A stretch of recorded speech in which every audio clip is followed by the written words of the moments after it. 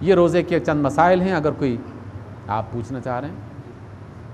میرا ابھی کوئی پاس ہوا ہے تو ڈاکٹر لوگ کہتے ہیں کہ روزہ رکھیں نہ رکھیں، جس طرح ڈاکٹر میں باتیں ہوتی ہیں، آپ مجھے بتائیں کہ میں آپ نے سوال کیا ہے کہ میرا بائی پاس ہوا ہے اور ڈاکٹرز نے کچھ نے احتیاط کرنے کی تلقین کہی ہے اور کچھ کہتے ہیں کہ کوئی فرق نہیں پڑتا۔ اللہ کی طرف سے جو ہمیں فرصت ملی ہے یا اس کی مہلت ملی ہے، اس کا تعلق مرض کے ساتھ بھی ہے، اور مرض کی دو نوعیتیں ہیں۔ ایک مرض کی وہ نوعیت ہے جو عارضی طور پر ہوتی ہے، چند دن کا بخار چڑھ گیا، کوئی بیماری آ گئی، اس کے روزے جب وہ صحت یاب ہو جائے گا تو اسے پورے کرنے ہیں۔ لیکن بعض مرض ایسے ہوتے ہیں کہ جس میں صحت کے بحال ہونے کا امکان نہیں ہوتا۔ اگر کوئی مریض یہ سمجھتا ہے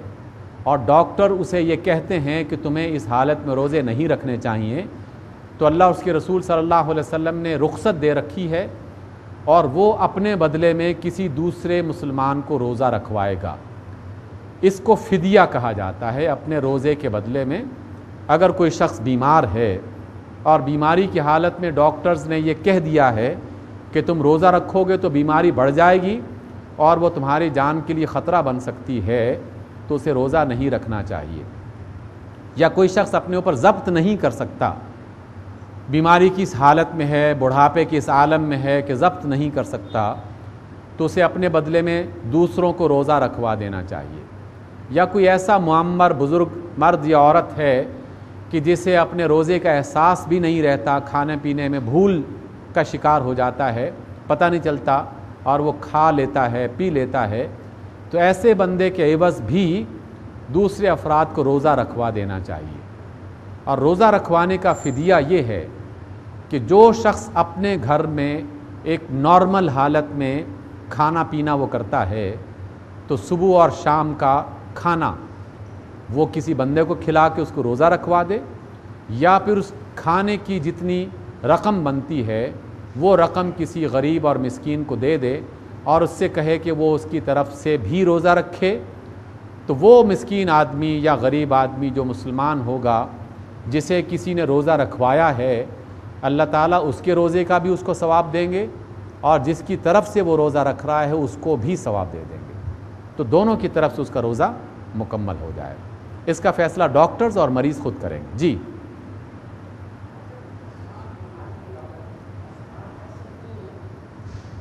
آپ دوبارہ، آپ کی آواز نہیں پہنچی۔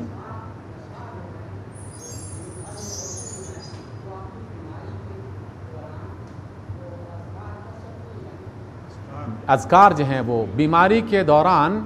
زیادہ بہتر یہ ہے کہ جب خواتین نے نماز نہ ادا کرنی ہو تو وہ اس دوران تلاوت سنیں، اور آج کل اس بات کی سہولت میسر ہے،